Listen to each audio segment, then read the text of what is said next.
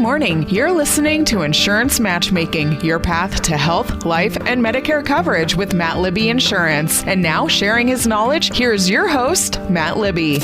Well, good morning. Welcome back to Insurance Matchmaking. And great news, you don't have to listen to just me today. I do have a guest.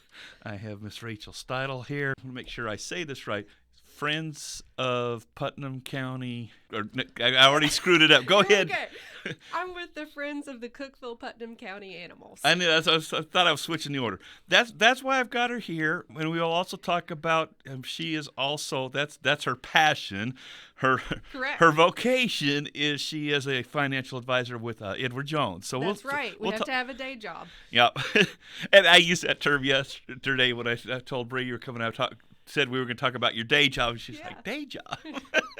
Now, just kind of a little bit of history. Rachel and I met in BNI. I've actually taken a step back from that for a while, but had been wanting to get her on the show, and so that's why we're here today. Let people know I don't hate BNI. I'm just not doing it right now. Well, and we miss you dearly, but I'm so thankful to get to be here with you today, and I appreciate the invitation. So, yeah. And I always get a kick out of when I get guests. They're like, well, what do you want to talk about? What do I need to do? Do I need to prepare? And it's like, nah, this kind of stuff we'll talk about. Maybe you'll have some questions. Maybe I'll have some questions, and then we'll go from there. But anyway, excuse me. It's that time of year, isn't it? Well, it's... Honestly, we've actually talked that I think I have a nervous tick. It's like when I start talking, when I start presenting, I start coughing. So whether it's on the radio or I'm talking to a client, especially, and it's very irritating because it happens a lot on the phone. Oh, that is irritating. It's like, oh man. But so hopefully that's going to. But I just told her, so one of the things I want to, what's going on with your nonprofit supporting the shelter? What events you got coming up, or what's your biggest need right now? So you have kind of free reign of what you want to say. That's dangerous. Dangerous place. It's almost like a blank check. It is indeed. No, it's a really big time of year for us right now. So Furball is January 27th. Okay. And that is our biggest event and our biggest fundraiser of the year. And so our biggest goal is just that, every dollar we raise, we are able to assist the animals here in the Cookeville-Putnam County area. And this is a big fundraiser that helps us do that. There are still a few tickets available. And so it is January 27th. It's held at the Leslie Town Center. And it's a big night. There's dinner, drinks, dancing, auction items, the whole 9 yards. And it's, I'm a little biased, but I say it's the best party of the year in the city of Cookeville. And it is something I participated in as soon as I moved back to town, long before I was ever on the board, and I wouldn't miss it. It's just it's something I look forward to. Now, you said it's a dinner also? It is. So it's a dinner, dance, do organizations sponsor a table? You said there's a few tickets left, so it sounds like maybe there's not that opportunity of, hey, we want to bring our whole office, we want a table of 8 or whatever. Is that kind of already gone? No, I wouldn't say that's gone yet.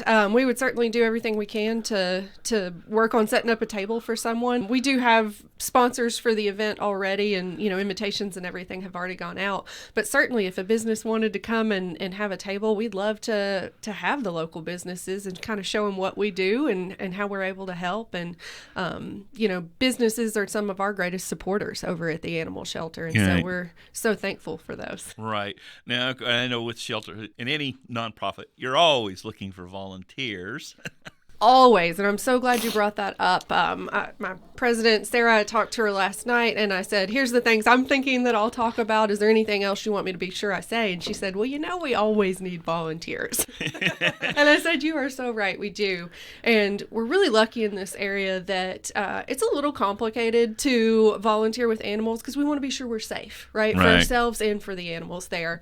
And we're so lucky that our shelter has a volunteer program, not only for adults, but for kids as well. Right. Now, speaking on that, because I know like a lot of youths they need hours. Sure. But then again, and you said children, so, what are your age requirements of, what age do they have to be with a parent? What age can come and just volunteer themselves? What do you have rules on that? I believe there are rules, and I'm embarrassed to say I don't know exactly what. So that would be some cutoff question age. for the shelter. Yeah, but if they want to call the shelter directly, there's so many great volunteers already that help with that volunteer training program, and they'd be able to kind of send people in the right direction in that regard. I think it's usually like 14 or 16. I mean, 16 usually is fine. And again, you're dealing with animals, so somebody coming in 14 and this dog is not really socialized, and the child gets bit, and now if somebody wants to sue the shelter because their kid got bit, it's like, wait a minute, you let them volunteer. Right. Well, and so we certainly want to avoid situations like that. And I will say, too, there are different ways to volunteer at the shelter. Some people come and volunteer and they don't interact with the pets. Maybe they come and they do laundry for us. We go through a lot of towels and things like that every day, as you can expect. And there's also a really big need for people to just stand behind the front desk and welcome people who walk in. So there are so many options of how you can volunteer in a way that you feel is safe and comfortable. Right. When you mentioned laundry, made me think, because I know we can always use newspapers, we can always use cat litter, dog food, cat food, but if you're washing towels, well, you need the laundry detergent too. But is there like some restrictions on what kinds not to get, or? No. So really, their preference on dog food and cat food is Purina brand, and same for puppy and kitten food. But as far as laundry detergent or bleach or cleaning supplies, we really don't ask for any specific brand or anything like that. Generally speaking, very happy to get what you get. Whatever people will share with us in that regard. And same is true.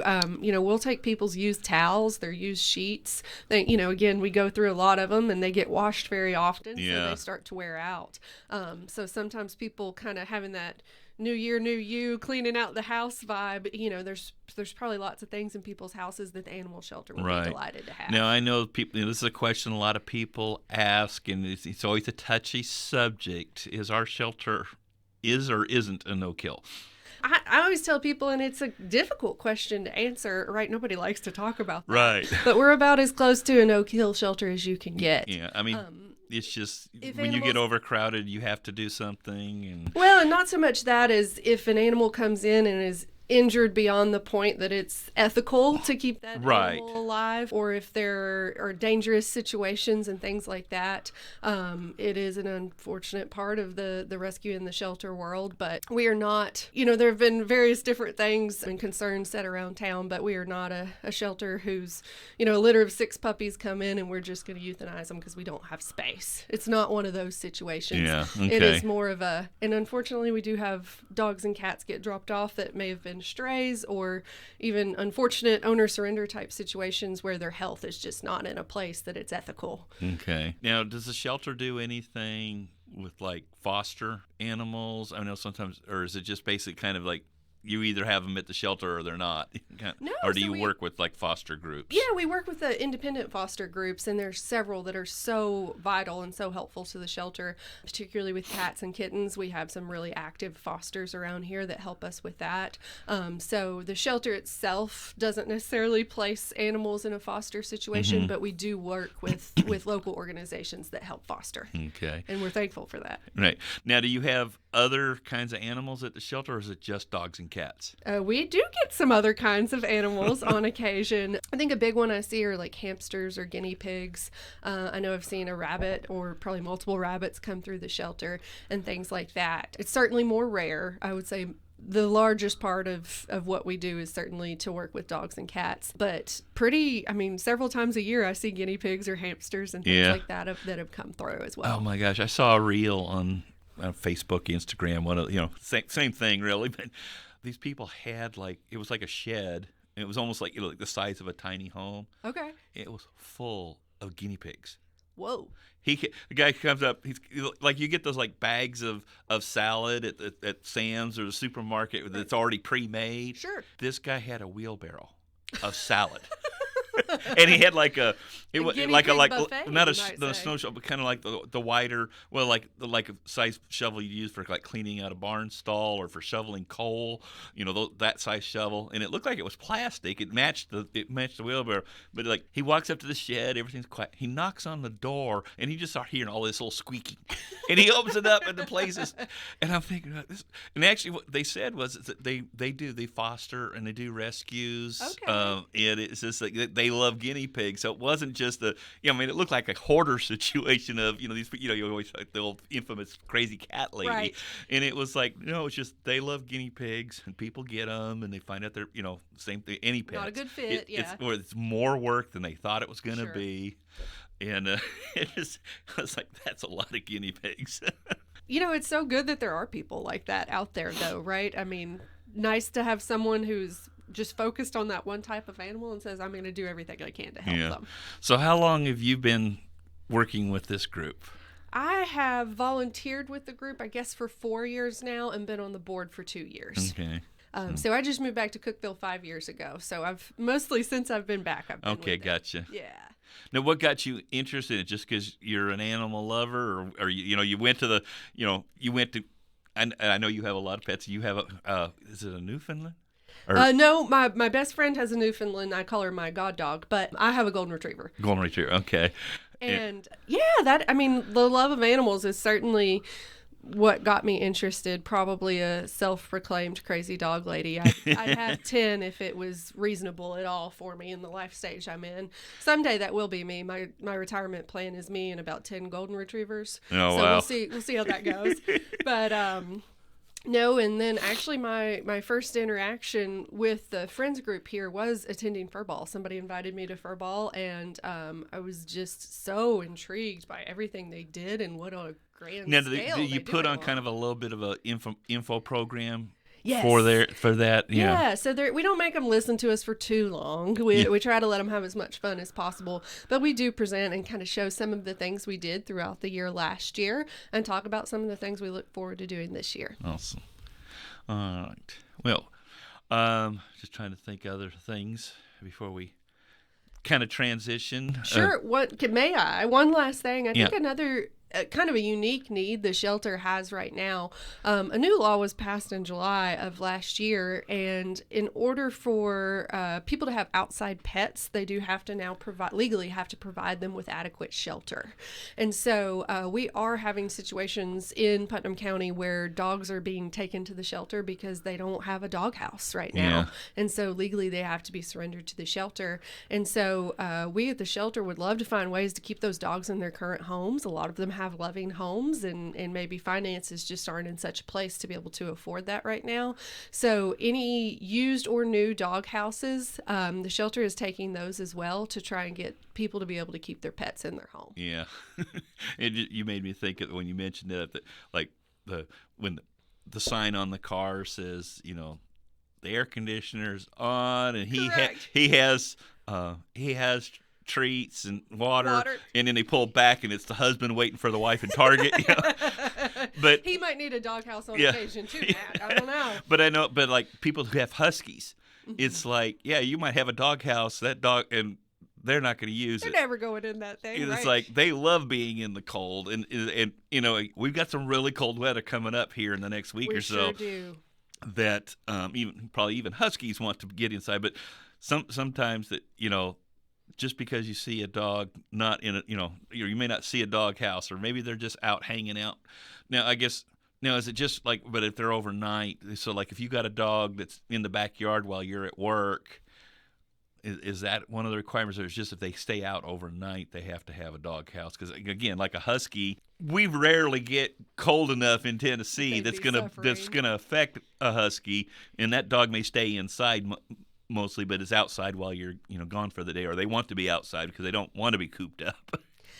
I think it's honestly, like most things in life, kind of a case-by-case basis. You have to analyze the situation, right, based on the whole goal of the law is just to make sure that the basic needs of the pet are being met. And I know that's a little tricky. It's kind of I'm calling it a gray area here, but I think I don't want to put out the idea that you can't leave your dog in your backyard. That's certainly not the situation at all. I have a fenced-in backyard, and Frazier gets to go out there loose, obviously. But kind of like you're saying, Frazier doesn't sleep out there overnight, right? He's a house dog, and he's in the house while I'm at work during the day as well. So I do think it's kind of a case-by-case basis. I used to have huskies. Actually, I had 2 huskies prior to getting Frazier, or husky mixes. And the last husky I had, he wanted to sleep outside in the ice storm we had back in 2020. Like I had to physically put on boots and go get him and bring him in from the ice storm because he was living his best life out there, So it is, we just want to make sure pets are being adequately cared for at the end of the day. All right. We're coming up out here on the break, and so now we'll kind of talk a little bit more about our day jobs.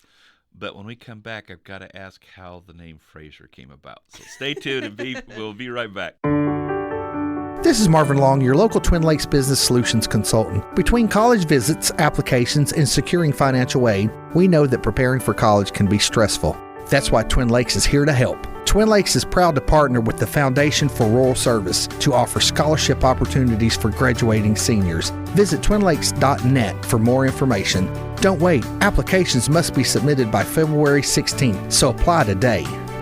Do you have material left over from your last completed home project? Or have you redecorated and have good quality home decor pieces that need a new home? The Upper Cumberland Habitat for Humanity Restore needs your donations now. Do yourself and your community a huge service by clearing out that clutter and making sure it'll be put to good use by those in your community who need it most. Stop by our location today at 560 South Jefferson Avenue in Cookeville and make your donations today. And now, back to Insurance Matchmaking with Matt Libby Insurance. All right, welcome back to Insurance Matchmaking. And my guest, Rachel Steidl, like I said, we're going to talking about our day jobs, but she piqued a question in my mind because she repeated his name several times. So I got to figure out. So I have to know. How did we come up with the name Fraser for the dog? Okay, so Fraser actually came to me named. He was an adoption situation. He lived with a dear friend of mine, and it was just some complicated life situations changed there. And he asked if Fraser could come live with me. But the name Fraser originated from the sitcom. That's what I wondered. Yeah, the dear friend of mine is a big fan of sitcoms, and he told me when I was taking Fraser, he said, "Oh, if you want to change his name, you're welcome to." I was like, "No, that is a great name for a dog." And so if I do bring a second dog into the pack, I'm going to stick with that theme. We're going to have another sitcom named dog. Oh, it won't be the younger brother Miles. Could be. If it's a girl, it might be Daphne. We don't know. Oh, there you Could go. Anywhere. That's fun.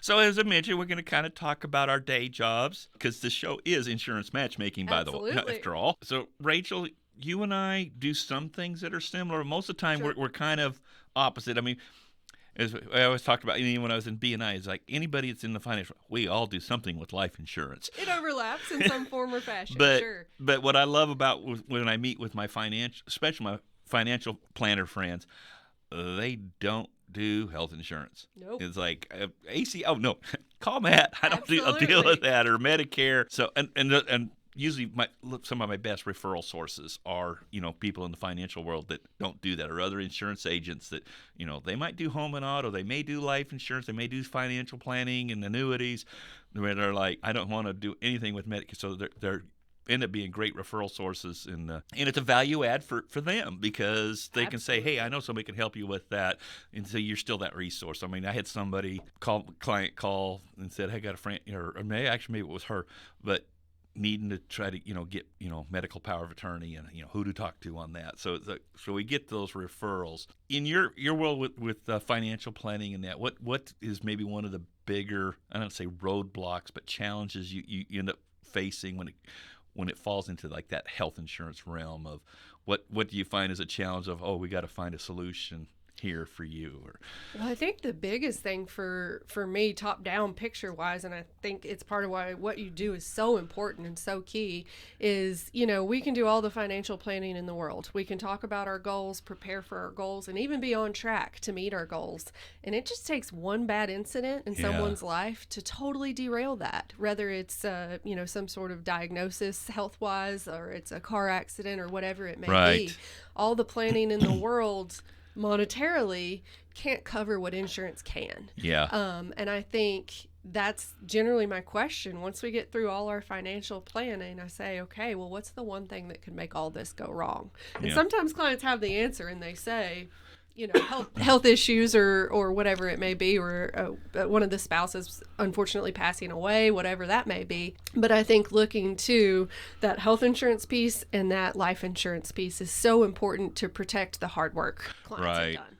Yeah, and that's one of the things, because when you said that, car accident, I've got clients that came to me, because they were looking for insurance for their adult son who had been, had a traumatic brain injury. Oh, and so goodness. now, they're retired. They're on Medicare, and it's like, How do we cover this piece? It's like how what's the long-term plan for him? He may not have a long life because he's already, had some obstacles, but you generally don't outlive your children. Right. It's like, and when you're taking care of a disabled adult child, there's a bunch of other considerations that come in there, and again, that's a challenge for both of us. Of when you run, it's like, and unfortunately, it's one of those things of, and now it's too late. It's like, right. There's not much I can do for you. You're already, on your side. Well, you're already spending a bunch of money. You don't. It's like, what money do you have Where's to the put extra aside gonna to come grow? from? Sure. And then in my situation of, I sold this policy to you a year ago, you'd have some help. I can't sell it to you now because now it's pre-existing. Right. So those are challenges that I run into. What are some like health type questions or whatever that you see maybe a trend with your clients? Because like you said, you're planning for the future, of course, long-term care, unfortunately, and again, you probably don't have a lot of clients in their 20s, which you should. But a few. It's like they wait. Like I say, I always talk about when it comes to life insurance, get it when you're young and healthy, and get it really expensive. Don't wait till you're old and round like me. But most people wait, and then they realize, oh, I should have done it. I mean, I'm guilty of I wasn't a good saver. I didn't start saving for retirement until I started working at Edward Jones, right? Yeah. And so I was 29 when I started saving. Would it have been better at 22? Yes, it would have. Yeah. But super thankful, that I did start at 29 at Before least, 30, yeah. I think the biggest question I get health-wise from my clients, and it's the one I see over and over and over again, is as we're nearing that retirement age, maybe we're just a few years out and we're trying to plan for it, is just, I call it, and this is maybe just a Rachel term, but like demystifying Medicare. Yeah. Because it's so complicated and there are so many mentioned that. so many factors at play that affect what's going to be the best course of action for my clients. And it's tricky for me because I'm not a Medicare specialist. Right. I know enough to help them plan, but at that point I need to pass them off to somebody like you. Right. And one of the things, and you mentioned about the demystifying, that's why I say, let me talk about that, is we sometimes we call Medicare 101, Welcome to Medicare workshop, and they're a non-sales. They're just, CMS is very strict. I mean, you know how it is with, in your field with, all the compliance things. So we have to be very careful. But the great thing is I have to jump through a whole bunch of hoops to do some type of sales, informal sales event. And most of the time people don't want to come to a sales event because they know you're going to try to sell. Right. But I can do the educational events, and I work with a nonprofit so that I can go to the library, give these presentations, and especially for those that are getting bombarded by phone calls and mail because they're getting close to 65. That magical age. Yeah. But we just do these workshops and run about an hour. Okay. And it just lays out, okay, this is what you're facing. This is what the premiums will be. If you worked with somebody like Rachel and did very well, you may pay more. Unfortunately true. Yeah. I always in my workshop. But anyway, get my plug in real quick. On the 24th of January this month, as we air this could be replayed later, but as we air this, the 24th of January, we'll be at the Putnam County Library here in Cookeville. Excellent. At 6 o'clock, and then at 6 o'clock on the 18th, a little bit sooner, at the Cumberland Business Incubator that's on Cook Road in Crossville. Great. It's part of the Roan State campus there in Crossville. Okay. It's the Buc-ee's exit, but it's on the other side of the interstate. That's all people needed to know. That's all they need to know. Yeah. So that's on the Buc-ee's. So you can go to Buc-ee's, get your brisket and come over to the workshop or get it after you leave. But so those are the things I help on that. When I get to that part, I talk about IRMA. Are you familiar with IRMA? Yes and no should be the correct You're right. answer, right? Yes and no. Can you expand on that? Simplify it. Yeah, and one of the things I say now, because people my age will know or might remember in the newspaper there was a lady that did a column, and it was just kind of, she has like a book, is the grass is always greener over the septic tank, and just little things like that. But I said, Irma's not the funny little old lady that put those articles in the newspaper. And the other thing I say is before I explain IRMA, but I said, and I apologize now, I didn't know you 2 years ago, because CMS looks back 2 years of what your income was there. And IRMA stands for Income-Related Monthly Adjustment Amount. And it means your Part B premium and your Part D, which is the drugs, premium can be higher if you're over a certain income. Now, good news is it does go, that threshold goes up every year. I believe this year, we're at 103 for an individual. It doubles if they married filing jointly. And it does matter if you're married filing jointly, because then again, and I'm not trying to give tax advice here, but it's like if you file separately, then your thresholds are going to be different, because you're going to each have your own threshold, which could help, might not help. But it starts at that 103, but there's 5 levels of it. So tiers. So there's tiers of how much you're paying. Now, you can appeal it. Usually what happens, and I tell people, is, I'm sorry I didn't know you 2 years ago. Because what will happen is some people in their 60s, they could start Social Security early, or, they're not eligible for Medicare yet. And they're like, but I can cash out some of this 401k. I know I'm going to have a tax penalty, but I'm going to buy this or pay for that. And you take out too much, or you just like, or you leave a job and you just don't roll it over, and you say, I'm going to pay the tax on not rolling it over. That gets counted. And so Absolutely. they go, you made $200,000. You're going to pay IRMA. And they're like, what's IRMA? Like I said, I didn't know them 2 years ago, so I couldn't warn them. Right. And the other thing is, they're not making that now. No. They're maybe drawing, they could be drawing $2,500 a month Social Security. Could have had a really good job, good income. But they've already cashed out their 401k, so they don't have any other income coming in. Now they're on a fixed income, shouldn't be paying IRMA, but because of what happened, a year ago, they got spiked. And once you can appeal it, but generally once they've put that IRMA in, you're going to have it for a year until you file taxes again. So like I say, I didn't know you 2 years ago. So Wish I did. So this is good news for those 63-year-olds. But what I'm running into a lot is they're not retiring at 65. Oh, no. Because they can't take the full Social Security. So right. So then the big question is, what do I still have to apply for Medicare? And I'm not going to go into all that right now. There's not enough time right now. But that is one of the things I cover in those workshops of why. You may just want to get Part A because you still got your group plan, or you're going to continue to work, or I got spouses, or they continue to work because they have a younger spouse and their spouse is on their insurance. So it's like they can't quit and go.